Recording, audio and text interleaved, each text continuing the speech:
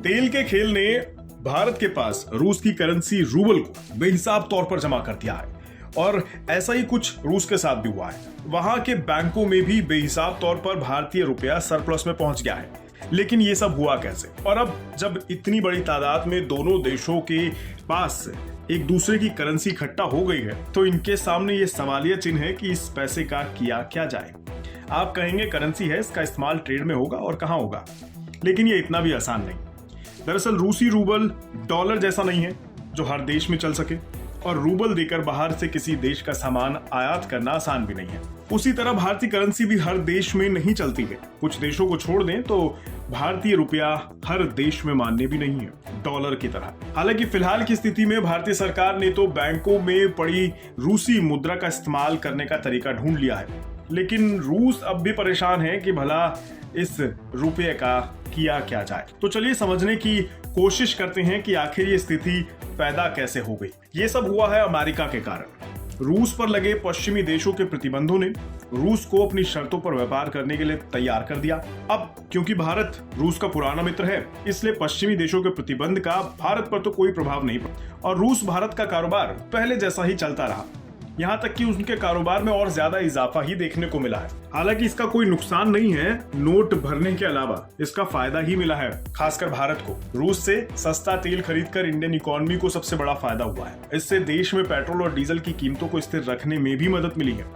वहीं रूस के साथ कच्चे तेल का ट्रेड बढ़ने से रूस के पास भारतीय रुपया जो सरप्लस में पहुंच गया है, जैसे भारतीय बैंकों में रूबल की मात्रा काफी ज्यादा मौजूद है, इस तरह भारत के सॉवरेन डेट में कुल कितना पैसा आया, फिलहाल इसकी जानकारी तो सार्वजनिक तौर पर उपलब्ध नहीं की गई। हालांकि रूस अब भी रुपए के भंडार का क्या करेगा ये वो समझ नहीं पा रहा। अब सवाल ये उठता है कि बैंकों में पड़े रूबल का भारत क्या करेगा? क्या सरकार के पास इसके लिए कुछ सुझाव है? जवाब है हाँ।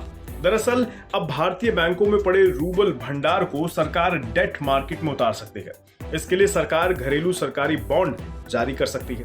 रुपए के आंकड़ों में अगर समझें तो सरकारी बॉन्ड में निवेश दिसंबर 2022 तक 7.1 लाख करोड़ रुपए हो गया, जो जनवरी मार्च 2022 में महज 5.2 लाख करोड़ रुपए था।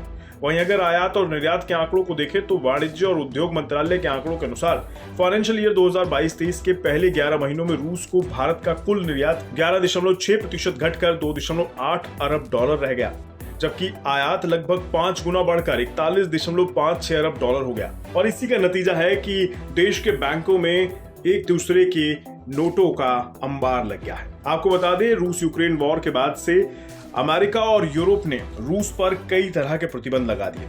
रूस के $300 बिलियन फॉरेन रिजर्व पर कब्जा कर लिया गया। इसके लिए रूस के अरबपतियों की संपत्ति और पैसों को भी जब्त कर लिया गया, जिसके बाद से रूस ने डी-डॉलराइजेशन कैंपेन शुरू किया। रूस ने पूरी दुनिया में रूबल में ट्रेडिंग करने की बात कही। हालांकि रूबल के साथ एक समस्या है, रूबल में इतनी ताकत नहीं है कि वो ग्लोबल करेंसी बन सके। इसलिए रूस को चाइनीज करेंसी युआन की ओर भी जाना पड़ा। लेकिन भारत के साथ तो संबंध अच्छे हैं। भारत से रूस की बात रुपए में ट्रेडिंग पर हुई, इसलिए कारोबार रुपए और रूबल में ही हो रहा है। अब देखना होगा कि कैसे ये दोनों देश एक दूसरे की करेंसियों का निपटारा कर पाते हैं।